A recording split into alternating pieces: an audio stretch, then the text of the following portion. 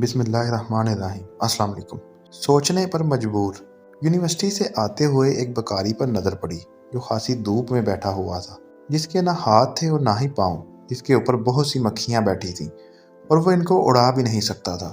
کچھ دیر بعد مجھ پر یہ انکشاف ہوا کہ وہ نہ بول سکتا ہے نہ ہی سن سکتا ہے۔ وہ بھیک مانگنے کے لیے تو بیٹھا ہوا تھا لیکن صدا لگانے کے بھی قابل نہیں تھا۔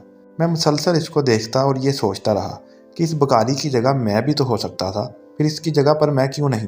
میں نے تو کبھی کوئی ایسا کام نہیں کیا جس کی وجہ سے میں اس حال میں نہیں۔ آخر کیوں نہیں اس جگہ پر؟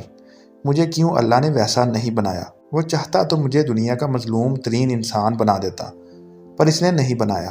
میں ساری زندگی بھی سجدے میں رہوں تو بھی اس کا شکر ادا نہیں کر سکتا۔ ہاتھ، پاؤں، آنکھیں، کان، سب کچھ تو دے رکھا ہے اللہ نے۔ وہ چاہتا تو مجھے بھی دنیا میں محروم کر دیتا، لیکن مجھے تو اللہ مسلسل عطا کیے جا رہا ہے، عطا پر عطا، مسلسل مہربانی۔ میری نافرمانیوں، کوتاہیوں کے باوجود مجھے دیتا ہی چلا جا رہا ہے اللہ۔ اس سارے رحم و کرم کے بعد بھی شکر کیوں نہ کروں؟ ان آنکھوں کا جن سے میں دیکھ سکتا ہوں، اس زبان کا جس سے میں ذکر کر سکتا ہوں، ان ہاتھوں کا جن سے میں دعا مانگ سکتا ہوں۔ اللہ کی دی ہوئی ہر نعمت کا آخر ہم کیوں شکر ادا نہ کریں؟ اور شکر کا سب سے احسن طریقہ یہ ہے کہ ہم ابھی سے، آج سے اللہ کی اطاعت اور حضور صلی اللہ علیہ وسلم کی غلامی کا عہد کر لیں۔